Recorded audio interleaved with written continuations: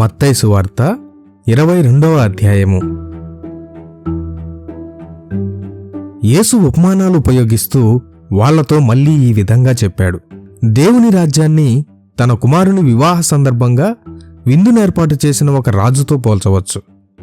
ఆ రాజు విందుకు ఆహ్వానింపబడిన వాళ్లను రమ్మని పిలవడానికి తన స్నేహితుల్ని పంపాడు. కాని ఆ ఆహ్వానితులు రావడానికి నిరాకరించారు.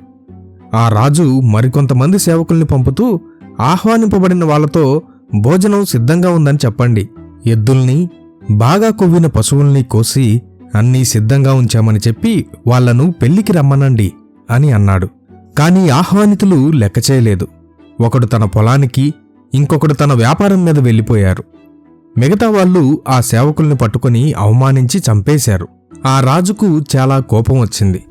తన సైన్యాన్ని పంపి ఆ హంతకుల్ని నాశనం చేసి వాళ్ల పట్టణాల్ని కాల్చివేశాడు.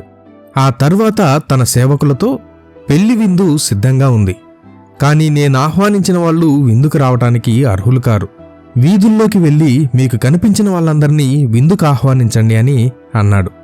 ఆ సేవకులు వీధుల్లోకి వెళ్ళి తమకు కనిపించిన వాళ్ళందరినీ, అంటే మంచివాళ్లను చెడ్డవాళ్లను అందరినీ పిలుచుకువచ్చారు. అతిథులతో పెళ్లి ఇల్లంతా నిండిపోయింది. రాజు అతిథుల్ని చూడ్డానికి వచ్చాడు. అక్కడున్న వాళ్లలో ఒకడు పెళ్లి దుస్తులు వేసుకోలేదని గమనించాడు. మిత్రమా, పెళ్లి దుస్తులు వేసుకోకుండా లోపలికెట్లా వచ్చావు అని రాజు అతన్ని అడిగాడు. ఆ వ్యక్తి ఏమీ మాట్లాడలేకపోయాడు.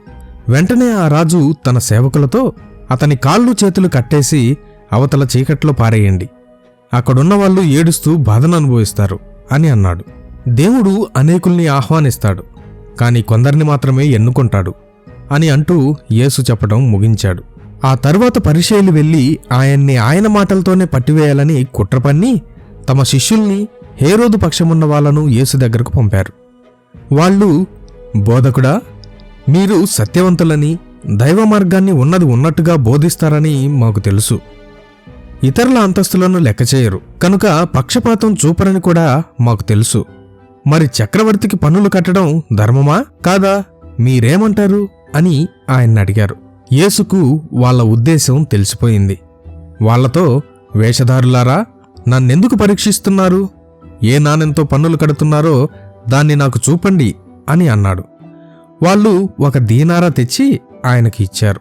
అప్పుడు ఆయన, ఈ బొమ్మ ఎవరిది? ఆ నాణెంపై ఎవరి శాసనం ఉంది అని వాళ్ళని అడిగాడు. చక్రవర్తిది అని వాళ్ళు సమాధానం చెప్పారు. అప్పుడు ఆయన వాళ్లతో, చక్రవర్తికి చెందింది చక్రవర్తికి ఇవ్వండి, దేవునికి చెందింది దేవునికి ఇవ్వండి అని అన్నాడు. ఇది విని వాళ్ళు చాలా ఆశ్చర్యపడ్డారు. ఆ తదుపరి ఆయన్ని వదిలి వెళ్ళిపోయారు. అదే రోజు పునరుద్ధానం లేదని వాదించే సద్దూకయ్యులు యేసు దగ్గరకు వచ్చి ఇలా అన్నారు. బోధకుడా, ఒక వ్యక్తి సంతానం లేకుండా మరణిస్తే అతని సోదరుడు ఆ వితంతువును వివాహమాడి చనిపోయిన సోదరునికి సంతానం కలిగించాలని మోషే అన్నాడు. మాలో 7 సోదరులున్న ఒక కుటుంబం ఉంది. మొదటివాడు వివాహం చేసుకుని సంతానం లేకుండా మరణించాడు. కనుక ఆ వితంతువును చనిపోయిన వాని సోదరుడు వివాహం చేసుకున్నాడు. 2వవాడు, 3వవాడు, 7వవాని దాకా అదేవిధంగా ఆమెను పెళ్లి చేసుకుని మరణించారు. చివరికి ఆ స్త్రీ కూడా మరణించింది. ఆ 7 ఆ స్త్రీని వివాహం చేసుకున్నారు గదా, మరి పునరుద్ధానం తర్వాత ఆమె ఆ 7లో ఎవరి భార్యగా ఉంటుంది అని అడిగారు. యేసు ఈ విధంగా సమాధానం చెప్పాడు. మీకు లేఖనాలు తెలియవు, దేవుని శక్తి గురించి మీకు తెలియదు, అందువల్ల మీరు పొరబడుతున్నారు. పునరుద్ధానమందు పెళ్లి చేసుకోవటం గాని చెయ్యటం గాని ఉండవు. వాళ్ళు పరలోకంలోని దేవదూతల్లా ఉంటారు. ఇక చనిపోయిన వారు బ్రతకడాన్ని గురించి దేవుడు మీకేం చెప్పాడో మీరు చదవలేదా?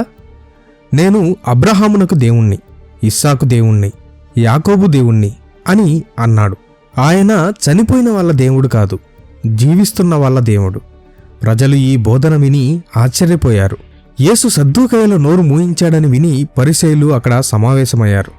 వాళ్లల్లో ఉన్న ధర్మశాస్త్ర పండితుడొకడు యేసును పరీక్షించాలని, బోధకుడా, ధర్మశాస్త్రాల్లో ఉన్న ఆజ్ఞలన్నిటిలో ఏ ఆజ్ఞ గొప్పది అని ప్రశ్నించాడు.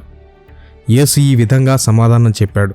మీ ప్రభువైన దేవుణ్ణి సంపూర్ణమైన హృదయంతో, సంపూర్ణమైన ఆత్మతో, సంపూర్ణమైన బుద్ధితో ప్రేమించండి. అది అన్ని ఆజ్ఞల కన్నా మొదటిది, గొప్పది. 2వ ఆజ్ఞ కూడా అలాంటిదే.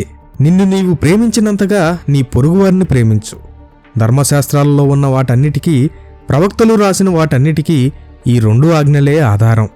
పరిసయ్యులు సమావేశమయ్యారు. యేసు వాళ్ళను, మీరు క్రీస్తును గురించి ఏమనుకుంటున్నారు? ఆయన ఎవరు కుమారుడని అడిగాడు.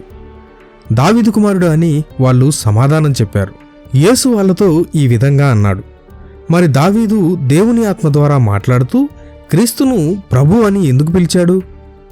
దావీదు, ప్రభువు నా ప్రభువుతో నీ శత్రువుల్ని నీ కాళ్ల ముందు పడవేసేదాకా నా కుడివైపు కూర్చో అని అనలేదా? దావీదు క్రీస్తును ప్రభువు అని అన్నాడు కదా. అలాంటప్పుడు క్రీస్తు దావీదు కుమారుడు ఎట్లా అవుతాడు? ఎవరు ఏ సమాధానం చెప్పలేకపోయారు. ఆ రోజు నుండి ఆయన్ని మరే ప్రశ్న అడగటానికి ఎవరికీ ధైర్యం చాలలేదు.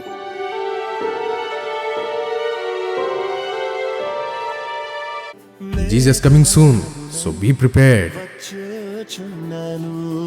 రాజాగే రాజు మహిమాన్వితుడే మేఘనామనువే వచ్చుచున్నాడు.